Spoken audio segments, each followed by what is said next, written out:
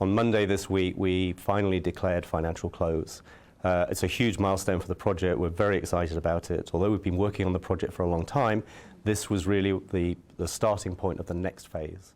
So yes, 23 financial institutions, and we're extremely grateful for their support and their belief in this project. And it's a very diverse mix. We've got a combination of local, international, and regional banks, but huge support really from the Saudi Investment Development Fund and the National Investment Development Fund. They've really demonstrated their commitment to this project up front. But we also have a large component from international as well. So that continues to show the belief the international community have in investing in projects and equally important, investing in green hydrogen in other parts of the world. Kindly tell us more about the jump in project costs from around $5 billion to $8.4 billion. What factors drove this rise? So I think the reference you were making on the $5 million was when we first started to look at the project over 3 years ago. We went out as we formed the joint venture and agreed to form a joint venture with the three shareholders. That's Air Products, Aquapar, and NEOM. We gave an indicative cost of around about $5 billion. That's what we thought the EPC value would be. You're right, the current stated investment value is $8.4 billion. But the actual EPC value, and that's really the numbers to compare, is $6.7 billion. So there have been increases. I mean, inflation has obviously played a little bit of a part in that over the last 3 years with all the changes that we've seen.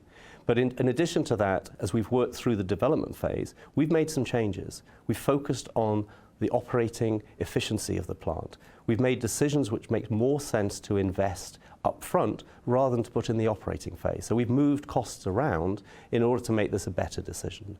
So the end result, I believe, is a much better economic solution than it was previously, notwithstanding the fact that we have been impacted by some inflation costs along the way.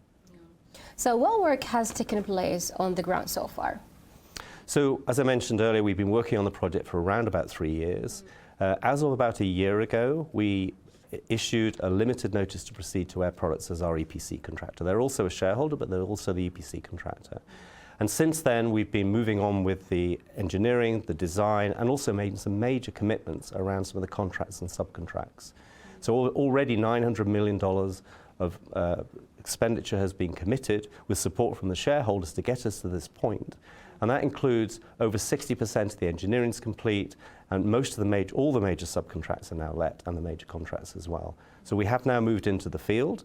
A lot of the groundwork is already done by NEOM, and now we're moving into the foundations and starting to see equipment deliveries happening probably within the next 3 months. Yeah.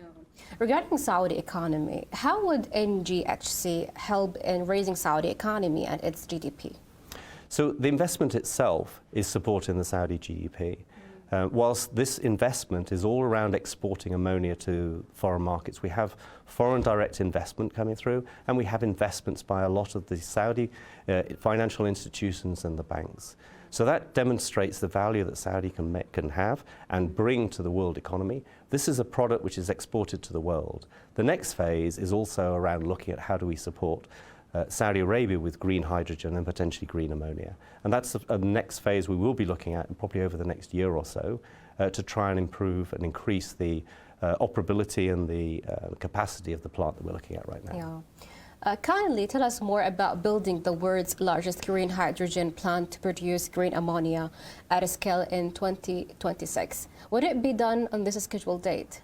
Absolutely. I mean, one of the main benefits we had is we started the work over 3 years ago. A project of this scale takes a lot of planning, and with the benefit of going through the whole early engineering, the project development phase, the limited notice to proceed where we started doing the work, we've been able to optimize our schedule to look at what needs to be done. We've been able to tie in some of the long lead items. Our supply chain is well established, and we have a robust plan in place in order to be able to deliver by 2026. We will actually start producing probably green ammonia and hydrogen before that, but that's the end of 2026 is the target end date for full completion.